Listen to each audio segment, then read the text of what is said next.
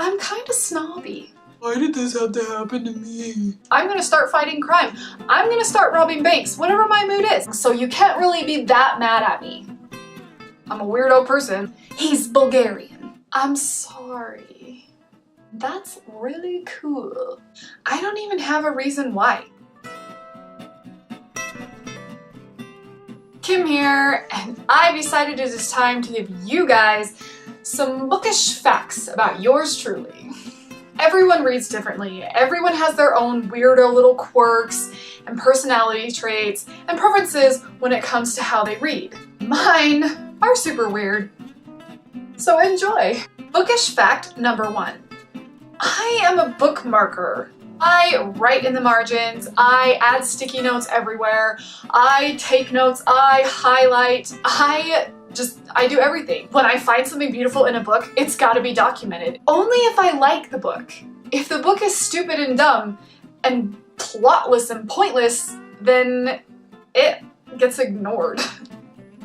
And it's left on my shelf squeaky clean. But if I love a book and it's fantastic, it is marked all over and it has sticky notes sticking out of all the sides. You can tell it's loved. Bookish fact number 2, I'm not a bookmarker. Meaning I do not use bookmarks. I just have never gotten into it. It's just not something that I've ever done. Yes, I dog ear. I'm sorry if that hurts you. I'm sorry if that is like a knife in your literature heart. But it has to be done for me. It's just the way that it is. Business cards, receipts, scraps of paper, sticky notes. Let's see, I think I've used shoelace before, string.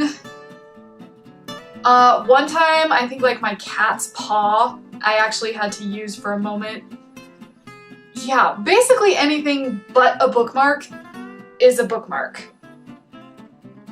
I don't even have a reason why. Bookish fact number 3 kind of goes along with number 1. Very loved books get a lot of abuse from me. I'm talking creased and busted looking spines, scuffed corners on the front, all sorts of folded dog-eared pages. If I've loved a book, it is so obvious, but looks the opposite. It looks like I hate it, but I actually really love it. You can tell my favorite books on my shelves by their spines. Like, some of them you can't even make out anymore. My copy of The Fellowship of the Ring is junked up. Like, that's just the way it is. But that's how they know they're loved. I'm sorry. Number 4 bookish fact. I equally read as many paperback, hardback print books as I do ebooks. As an indie author, of course I publish ebooks more than anything, so I'm kind of loyal to them in that aspect, but I really love ebooks because I can have my Kindle app on my phone or my tablet, and anywhere I go, I have a ton of books with me. I usually have a print book in my purse anyway, but if I found myself somewhere without my purse, or if I'm in a hurry, or for whatever reason, if I've got my phone, I've got like 100 books. And that's really cool. But an ebook does not have the smell of a book. It does not have the pages that are so soft and wonderful. So both of them have their pros and cons for me. I love them both equally. That's just the way I am. Don't be hating on ebooks, y'all. There's enough love that we can love both. I promise. Bookish fact number 5 is I mispronounce just about every author's name.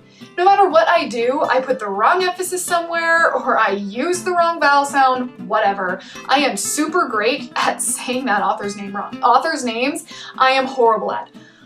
Unless they come from Eastern Europe, because I happen to have a very special to me Eastern European dialect coach. It's my husband. He's Bulgarian. So if the author is of Eastern European descent or has an Eastern European name, he is right there to correct me very quickly, so those I tend to get right. In my defense, very quickly, I say my own last name wrong, so you can't really be that mad at me. Bookish fact number 6, I am incredibly generous with reviews.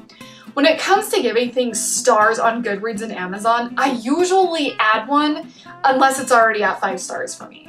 But if it's a 2 or a 3-star book, I'm gonna rate it a 3 or a 4-star on Amazon or Goodreads, simply because I'm an author and I know what goes into a book. And the book is just not going to please everyone. And so that doesn't mean other people shouldn't be reading the book. And so I would hate for my review to turn people off to a book just because I know what it's like to fight for sales. I know what it's like to hope and yearn and wish that people love your work. So I'm never gonna give anything less than 3 stars on Amazon or Goodreads, no matter what. That's just the way of it. Speaking of reviews, I personally do not like to review with stars. Like, I know on Amazon and on Goodreads and other places you have to use stars because that's what they offer you. But for me, and when I finally do some reviews on this channel, you're not gonna get, I gave this book 4 out of 5 stars. It's just not gonna happen for me. That doesn't really tell me that much about the book. That just tells me that person's opinion in an overall way too generalized sense. Basically, my book reviews kind of go, yes, I'd recommend it to people. Yes, I'd recommend it to some people. I probably wouldn't recommend it to most people, but I wouldn't say no completely. And, oh dear Lord, you need to be reading this, you need to be reading this now, and you need to never let this book out of your sight. That's kind of about how it works for me. Nothing's set in stone. For number 8, I'm going to give you a list of some of my pet peeves with books. Underdeveloped characters is a major pet peeve of mine. I don't like when characters don't grow and learn. I don't like when they stay flat the entire story. Redundancy in plot or narrative or prose. Like, I just can't handle it. You don't need to say the same thing using different words over and over and over and over again. You can say it once or twice and I'm gonna figure it out. Irrelevancy. If it doesn't matter that the tree's leaves were perfectly crisp and about to fall, don't put it in there. Like, if it doesn't matter, leave it out. I'm sorry. I'm kind of snobby. Unnecessary romance in a book. A book doesn't need romance to be a good story. It's possible, trust me. When the same scenario kind of happens over and over and over again, for example, we've been captured, we've escaped. We've been captured, we've escaped. We've been captured, we've escaped. Okay, no, like, stop. Just capture them one time. Like, I don't need this. We're in love, I hate you. We're in love, I hate you. We're in love, I hate you. No, like, stop it.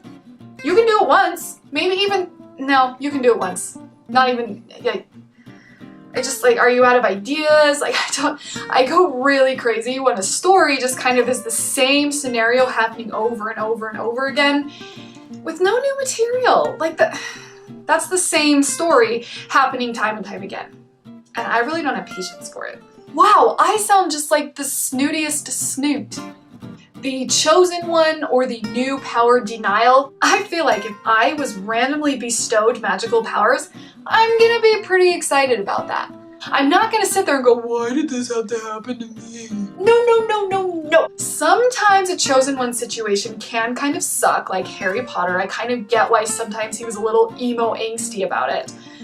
But for the most part, I'd be pretty thrilled if something super random and magical and incredible happened to me. I am not gonna mope about for 5 chapters. I'm not gonna do it. I'm gonna, jump to it. I'm gonna start fighting crime. I'm gonna start robbing banks. Whatever my mood is, like, it's gonna happen. Why would you not want that? I don't get it. Now that I've made you hate me, I'm going to give you a list of some of the things I love in a story. I love a strong, cold, mysterious, badass, assassin sort of woman.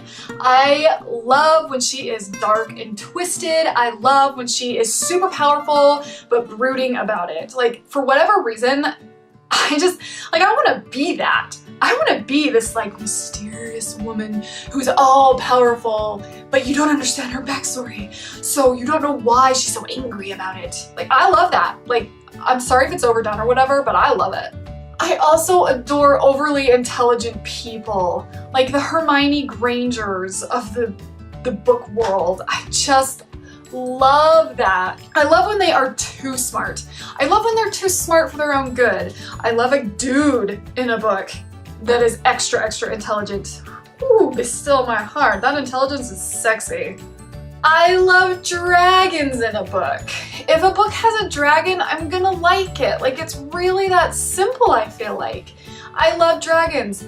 Bonus if they can talk, because holy crap do I want a talking dragon. I get so excited when a story does not go directly from A to B. I love when a story is kind of mixed, and sometimes it's like this point in time and this point in time, and it sort of picks things up and drops them until they fall into place at the very end. I love that. The Night Circus by Erin Morgenstern is a great example of that. It's sort of pick and chooses in the timeline where it's going, and I think that was one of my favorite parts of this book. I think this book is becoming one of my all-time favorites. Like, I keep coming back to it. I just love it. I love when a book is like, we're not gonna just start at the beginning and finish at the end. I like when it jumps around a little bit. Like, it's so much fun for me. Now that we've covered my love-hate relationship with stories, we'll move on. Bookish fact number 10. I have a very tiny but very beloved collection of old books. The oldest book on my shelf was appraised at 250 years old. While that's not the oldest of old books, I absolutely love it because it looks old and it feels old. You can just feel the wisdom coming out of those books. And they kind of make my bookshelf look like I live in Oxford or something. Like, I love that. I love the idea, and I love the look and the aesthetic and the style that old books have. So I do have a tiny but mighty vintage old book collection that I love. Bookish fact number 11, I am a book hugger. When I love a book, I kind of sort of like hold on to it for a second when I'm finished reading, when I'm in the middle of reading, when I've just finished a particularly wonderful, lovely part of it. I don't know. But I really like to hold them close and snuggle them. Like, I do that. I'm sorry, like, I love them so much. If I love a book, I'm going to like really just love on it for a second. Bookish fact number 12 is I also throw books.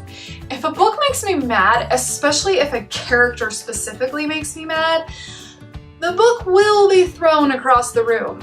It doesn't stay on the ground for long, and I try really hard not to throw it roughly, but it still happens. Like, I can't help it. One time I almost threw an ebook, and that was bad because it was on my tablet, and that really would not have ended pretty for anybody. So I'm careful not to throw ebooks, but paperbacks especially, whew, they get chucked, and you know, it's a little shameful. Gone with the Wind by Margaret Mitchell was the last book I threw, if I remember right. I'm sorry, I actually really love this book. Like, yeah. There's the hugging thing.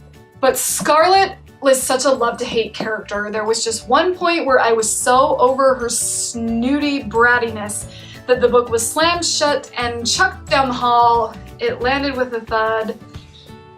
My husband thought something was seriously wrong. It was kind of funny, but anyway, I apologized. We always make up in the end. The book always forgives me, and I always forgive it, so it's okay. The final bookish fact I have for you, number 13 I believe, is I actually very rarely buy a new book. I, like anyone else, love to go to Barnes & Noble and just walk in the door and smell that place with the coffee and the pages. It just is wonderful. I wish I could put that smell in a bottle.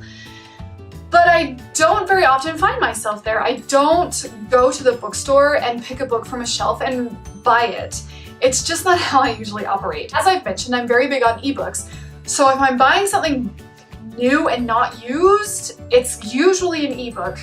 I'm really big on the thrift store. I will go in there and buy armfuls and armfuls of books. If I do book hauls, it's probably going to be because I've been to the thrift store. The thing is it's like I used to buy a lot of really new books, and it just was like my wallet was a gaping black hole. It was awful. But for the most part, I don't just walk in a bookstore and buy brand new books anymore. It just doesn't fit in my life that way. I do it differently. Maybe that's weird. And honestly, as an author who depends on book sales, that's a little bit horrible, which is why I'm still sure to buy new ebooks, because it's important for me to, you know, contribute to my industry a little bit. Alright, BookTube, those are my bookish facts. I'm a weirdo reader. I'm a weirdo person. Like, I feel like that's not really a mystery. Like, you should probably have that kind of figured out by now. Please don't hate on me too much for abusing books, because I really do love them. You may not look like it if you look at my shelves, but I really love them. Thumbs up the video, subscribe for more. See you later.